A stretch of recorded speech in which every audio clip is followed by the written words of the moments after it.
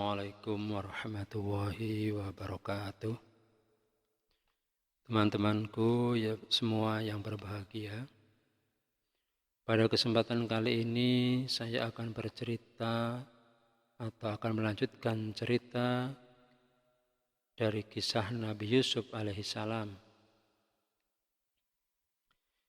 Yaitu yang mana tidak berapa lama setelah Yusuf di dalam sumur atau dijebloskan ke dalam sumur oleh saudara-saudaranya, ada serombongan kafilah yang hendak mengambil air. Mereka menemukan Yusuf, maka Yusuf dibawa sebagai tawanan. Mereka akan menjualnya di negeri Mesir. Sesampainya di Mesir, Yusuf benar-benar dijual sebagai budak. Pembelinya seorang menteri kerajaan bernama Kitfir. Kemudian menteri tersebut menyerahkan Yusuf kepada istrinya, yaitu Zulaiha. Kitfir dan Zulaiha tidak mempunyai anak. Mereka bermaksud menjadikan Yusuf sebagai anak angkatnya. Kini Yusuf hidup di lingkungan istana kerajaan Mesir. Makin lama makin tampaklah bahwa Yusuf seorang pemuda yang tampan lagi cerdas. Zulaiha kemudian mengangkatnya sebagai kepala pelayan di istana. Sebagai pemuda yang tampan dan ramah, Yusuf telah menarik perhatian Zulaiha. Bukan sebagai ibu dan anak, Zulaiha tertarik kepada Yusuf sebagai seorang wanita kepada lelaki dewasa. Pada suatu hari di saat suaminya pergi, Zulaiha mengenakan pakaiannya yang terbaik. Bau parfum tersebar di seluruh tubuhnya. Ia menghampiri Yusuf di kamarnya. Yusuf berdebar kencang saat melihat penampilan Zulaiha yang lain dari biasanya. Begitu menyolok dan merangsang.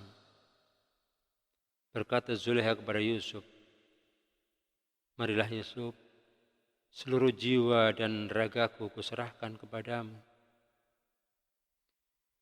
Yusuf hampir tergoda, namun ia segera ingat kepada Tuhan.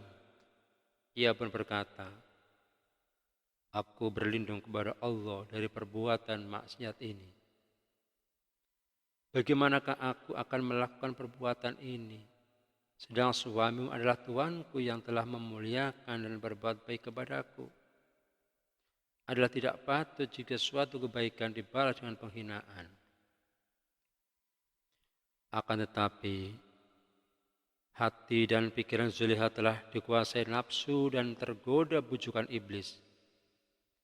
Ia tak menghiraukan peringatan Yusuf. Yusuf, desah Zulaiha sambil menghambur dan memeluk Yusuf erat-erat. Tidak seorang pun melihat kita. Tidak ada yang mengetahui perbuatan kita. Allah mengetahuinya, jawab Yusuf sambil berontak melepaskan diri. Buru-buru ia melarikan diri dari dalam kamar. Zulaiha mengejar dan berhasil memegang baju belakang Yusuf. Ia berharap Yusuf akan berhenti dan mau melayaninya. Tapi Yusuf terus berlari sehingga bajunya robek di bagian belakang. Di saat demikian tiba-tiba Kitfir datang. Zulaiha segera menghampiri suaminya dan berkata, "Yusuf hendak memaksaku melakukan perbuatan mesum." "Tidak," sahut Yusuf. "Dialah yang memaksa saya untuk melakukan perbuatan keji itu." Terjadilah saling tuduh-menuduh. Di saat demikian datanglah tetangga dekat sekaligus sebagai penengah. Berkatalah tetangga itu, "Kita lihat saja, jika baju Yusuf robek di bagian depan, berarti dia hendak memaksa Zulaiha berbuat mesum. Tapi jika baju robek di belakang, itu pertanda Zulaiha yang memaksa Yusuf berbuat maksiat."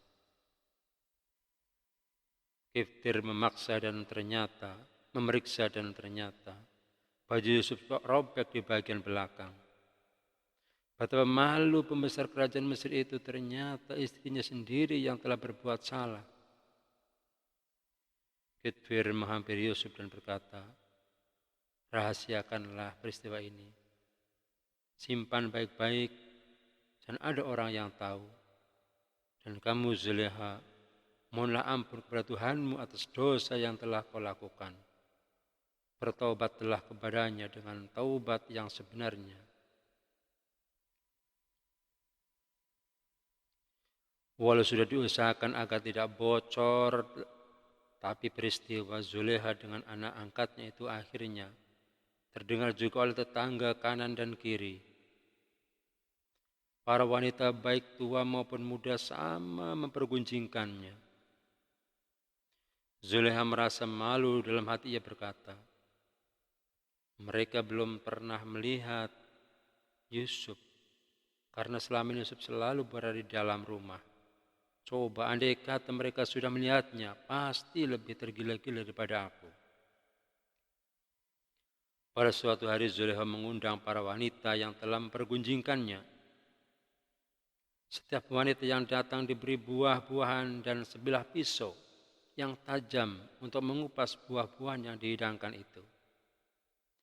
Di saat para wanita itu asyik mengupas buah dengan pisau di tangannya, Zulekha pun memerintahkan pelayan untuk memanggil Yusuf agar berjalan di ruang tamu.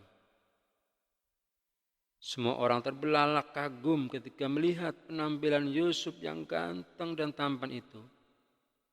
Semua tercengang dan sejenak lupa diri. Inilah pemuda yang kalian kunjingkan.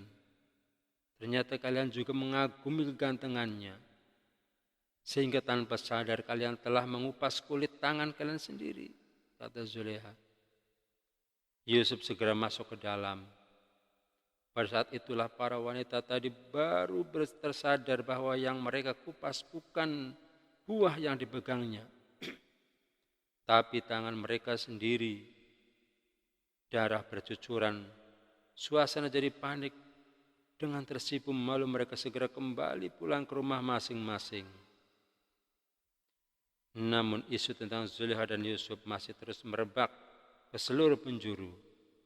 Para wanita masih mempergunjingkannya untuk menutupi rasa malunya. Maka Kiftir akhirnya memasukkan Yusuf ke dalam penjara. Hal ini dilakukan secara terpaksa, bahwa walaupun Yusuf benar dan Zulekha salah, namun Yusuf yang masuk penjara. Demikian kisah Nabi Yusuf dan cintanya sang Zulekha. Demikian, wassalamualaikum warahmatullahi wabarakatuh.